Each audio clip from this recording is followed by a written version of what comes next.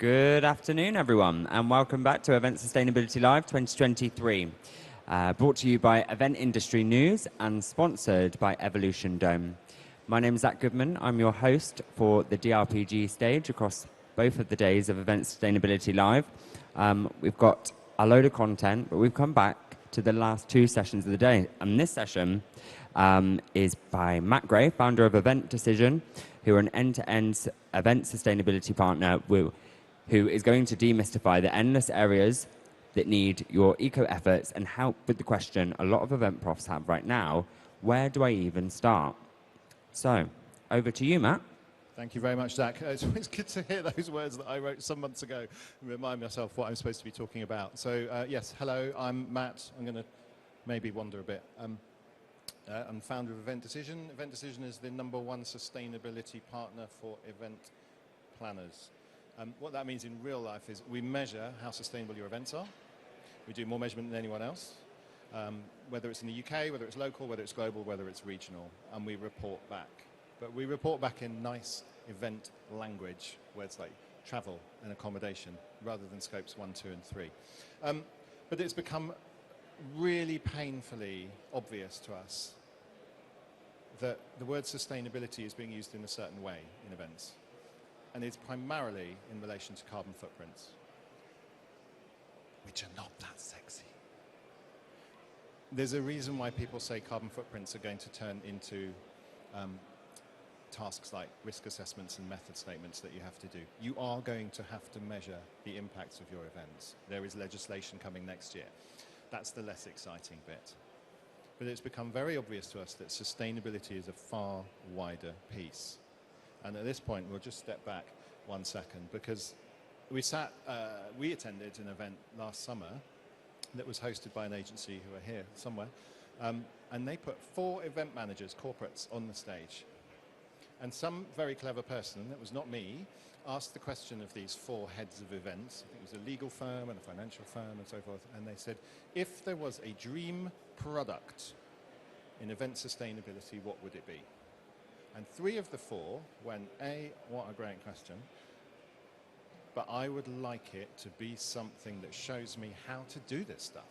Where do I go? What do I do? I know people talk about carbon footprints, and I know people talking about redistributing food, and I know people talk about reusing materials and so forth, but actually, what does that mean tomorrow? Am I doing enough? Are we covering ourselves? Are we full of greenwash? Oh, where do I start? That's where this particular conversation comes from. And to understand it, and we're not going on some crazy historical journey here, but to understand it, we have to look a little bit about the relationship between society and culture, that's us, and business. And it has become, I'm back at university now, which is really, really scary. I'm doing a course. It's all about high impact sustainability leadership. But one of the very few things I've managed to pick up so far, which has really found parts of my brain that haven't been used for too long, but it's good fun, is our relationship with business and the function that business, that's events businesses, performs within society.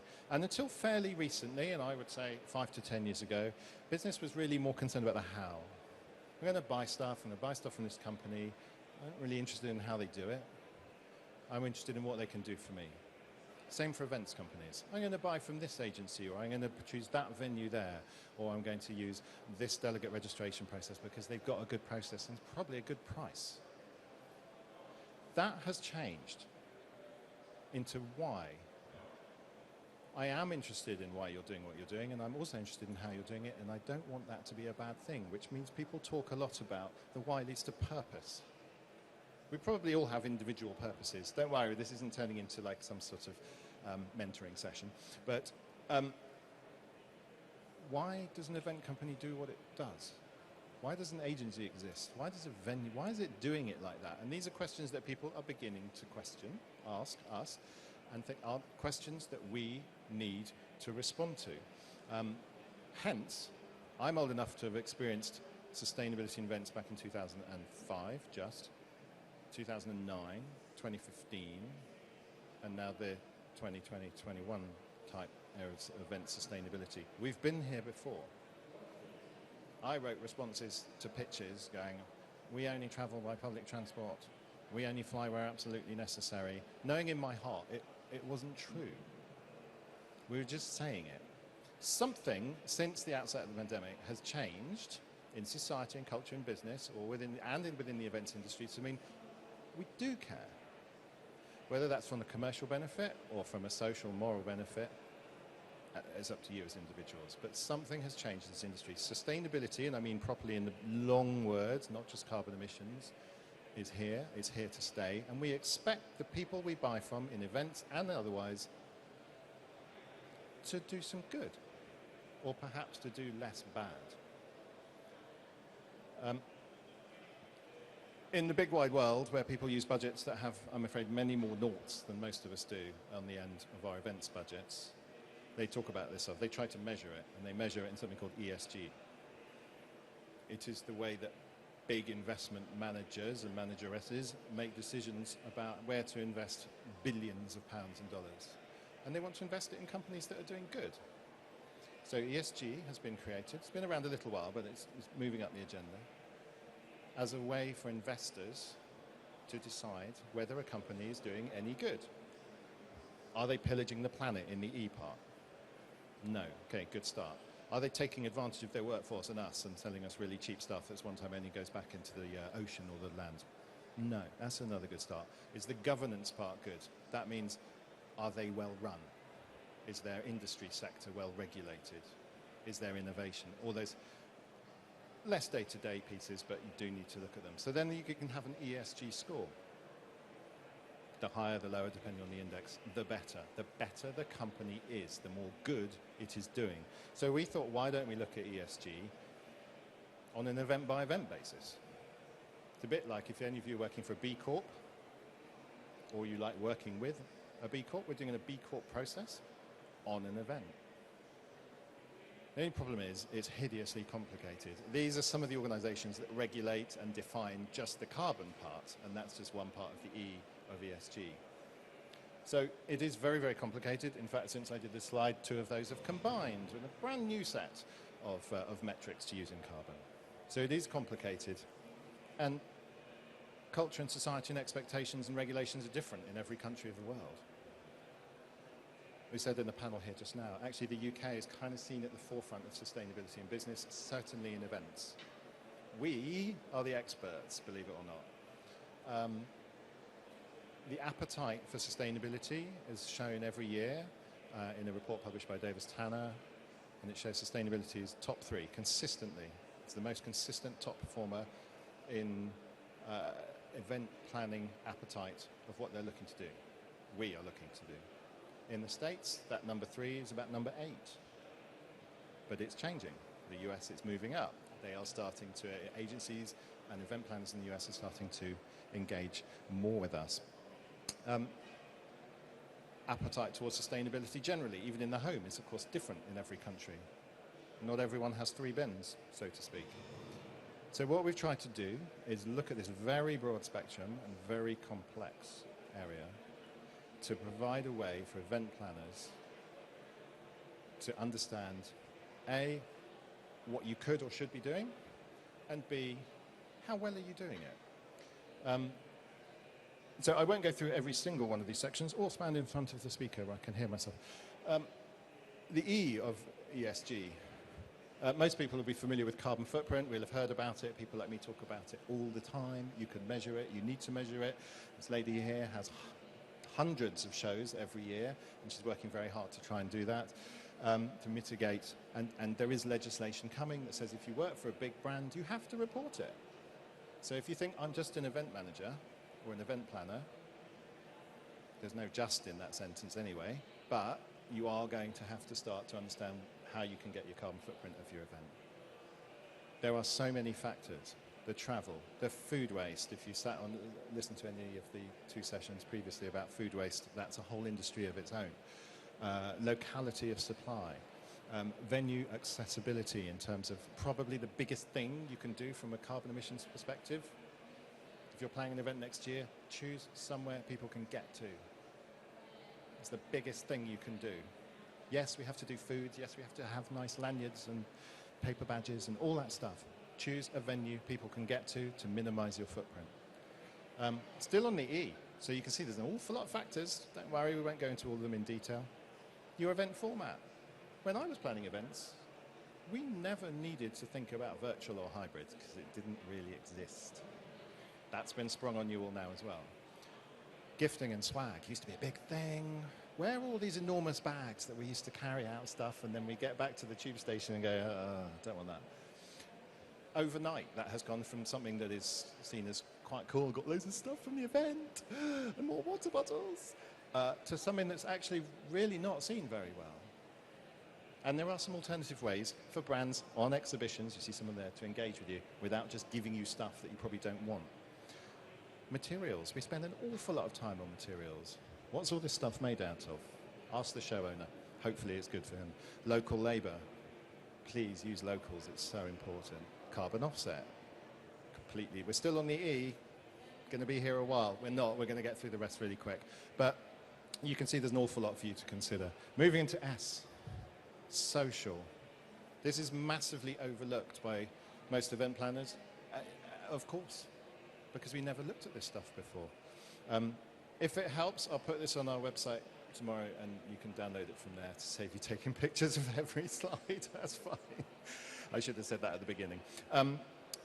Measuring local impacts. There are tools out there. We'll point you at one that says, actually, do you want to see what difference, perhaps not this event, or maybe lots of events in Excel combined do, because Adnec, who own this building, do things for locals. So coming here, supporting us, talking to the exhibitors, we pay the money to the show owner who pays the money to the venue, some of which goes down to local projects. If you organise the Olympics, that's great. You can take $1 million study on local effects and the legacy of the event. It's harder with smaller two-day conference. What's the legacy of that? But there are tools to help you online. We'll point them through our website. Diversity is a word we use a lot. I'm not going to talk about that now, other than it is proven that diversity increases innovation.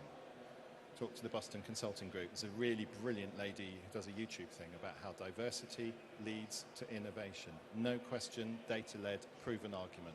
That's all you need.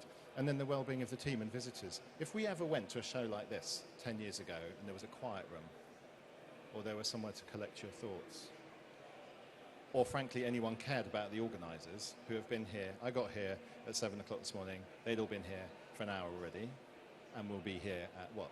10 tonight, probably? I don't know. They'll probably be drunk over there. But it's long hours, and why should we not look after the organisers as well? Still on the S. Labour standards, equity and inclusion, innovation, we saw in local supply, we talked about social enterprises. This is an organisation that supports people. There are more of these than even I knew 6 months ago working in events right now. There's a crewing company. If you need some crew, please talk to Connection Crew.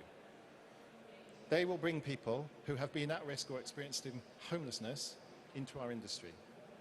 They start off by just pushing the flight cases in and out of those doors over there or other venues. And they will train them up to become lampies or videographers or noise boys and like those people at the back. People who wouldn't have access to our industry. That's got a social enterprise. There's a company called Page and Bloom. If you want flowers, and I know we don't always do, in the old days we always did flowers, but nowadays you have other things. But Page and Bloom will create amazing floristry type displays or decor. They will use your customers' assets. Let's say you're working for a magazine company. Instead of them pulping their own magazines, they'll create amazing displays out of that. They are women in homeless shelters from domestic abuse.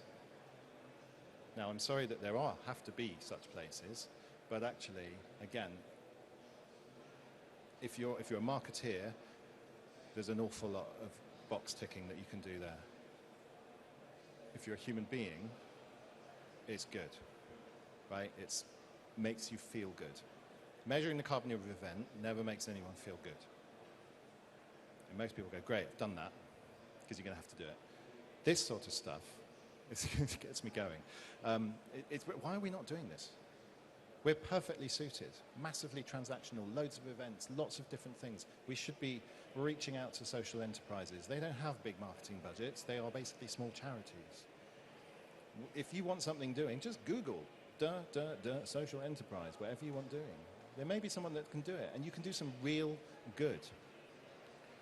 G, governance. CSRD is a lovely acronym. It's a really simple one, actually. It's Corporate Sustainability Reporting Directive. It's for companies to report on their sustainability. It's coming. If you've got an event next year and it's for a big brand, I know they're here, someone like AstraZeneca, or if they're a big multinational, they're going to have to report this stuff. They're going to come to you and say, please, can you tell us your impact of the event? It's coming. It's signed off in Europe. Won't be necessarily signed off here next year. Depends if there's a national election, general election. That's a bit out of my hands. RAM's risk assessment method statement, you've got to cover those. If you're a pharmaceutical, you're dealing with the ABPI, or an agency on behalf of a pharmaceutical and ABPI. Do you have event safety management plans? I told you the G was really sexy stuff. And licenses and insurances and all that stuff happens in the G category. Insurances, contracts, cancellation terms, venue accreditations.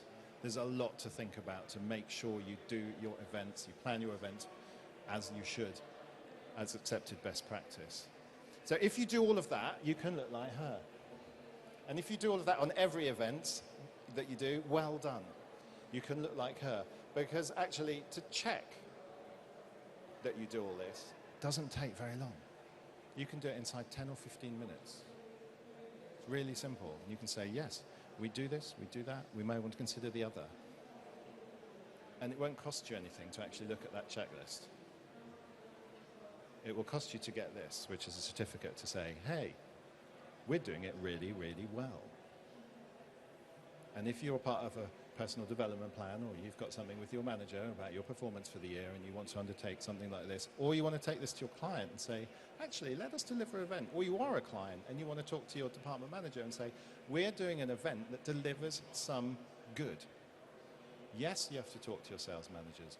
Yes, you have to engage with customers and prospects and all those other reasons for holding events. But if at the same time you can do some good, now you can prove it. So we will plot you into quartiles. Sorry, we're not giving a 99%. We say you're in the top quarter of all events we've measured across those criteria, and you'll be able to log in and see, actually, we're 8 out of 10 on average on the environmental stuff. We're quite good at that. Not so, we're 4 out of 10 on average on the social stuff. Perhaps we should dedicate more time to understanding and engaging with people in that space. So this is new, it's on the Event Decision website. This isn't a sales pitch, but it kind of is, but I don't feel that bad because it's doing good. It's on the website. It's not active, so you can't actually do it, but you can take a look at it. It'll be up in a couple of weeks. This is so new. This came out of a conversation with a set of event managers on a panel in July. So we're pretty sure it's going to work. We're pretty sure the appetite's going to be great. We've no problem coming out and shouting about it, because actually if we can do some societal, but bring societal positive and benefits to the way events are delivered at no extra cost, and help you guys by giving you a checklist. And once you've logged on, you've got the checklist, right? Write it on a piece of paper, take a photo, whatever. But unless you actually buy the certificate, you won't get the benchmark. But hopefully it's a new way to look at your events. Yes, you've got to be creative. Yes, you've got to be cost effective. You've got to be all these things. But I love this one, and it actually came from a conversation from my 12-year-old daughter. If you want to work in sustainability, and you've all got an interest in it because you're here, you can. And if you want to make the environment and society a better place, you can. And we're one of the few industries that you can do both at the same time. That's our thoughts on where to start on ESG. Are there any questions? Where's Zach with his questions? I haven't given him any questions. Has anyone got any questions?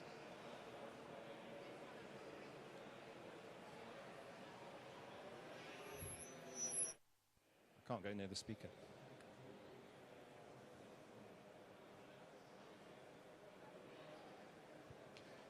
Good question. We were like this with carbon reporting. I think ultimately it's up to the company, but what we're seeing is a bit of a disconnect. We said this yesterday on the main stage. You've got your board level promises. We will be carbon neutral. We will bring positive benefits to the globe. We make widgets in factories here, there, and everywhere. And there's that disconnect sometimes. And we've seen it in events where you know, the attitude and appetite for doing good is changing. This is at the very beginning. I think that we didn't really mind 20, 30 years ago. We just bought stuff. We just used plastic bags. It's really down to like nitty gritty. We would just take 15 bags home from Sainsbury's every week. We have changed, and events need to change too. And we see no reason why. Yes, of course. Actually, it's not very expensive to this. It's a couple of £100. Think of the size of your event budget. Yes, if there are some senior stakeholders who would object, but it's quite hard to object to some of this stuff. The most successful agencies in terms of growth this year have been measuring carbon, and they've been of their events and passing it on to their customers. And they've been the ones who are saying, we're doing it. It's in the budget. Not, would you like us to? If we win this pitch, we would. It's like, if you get us, you get your footprint. Now you've got the chance to say, if you get us, you get your footprint, and you get a better event as well. So I don't know how to convince individuals. Zach, how do you convince your senior stakeholders to talk about and engage with? You're very good at it at DLP. I mean, I guess it's just about having an open discussion. So with our company at DRPG, it's definitely not top down. It's encouraged across the board. We're also encouraged to go off in silos, but positive silos within our departments, and come up with ideas ourselves. It's very much power to the people in that regard. And I guess, yeah, you've got to have a workforce that are passionate about it to be able to bring all of that forward. But yeah. Yeah, I think the senior stakeholders have got their head firmly buried in the ground. Now, if you can't see the groundswell of change, of culture and attitude towards some of this stuff, there may be some dinosaurs lurking around. It's up to us. No, but they clearly know one. There was a knowing look. Sorry, I don't know who you work for, so you're quite safe. Any questions from the floor? No? Okay. That was easy. That was easy. Give it up for Matt. Thank you, everyone.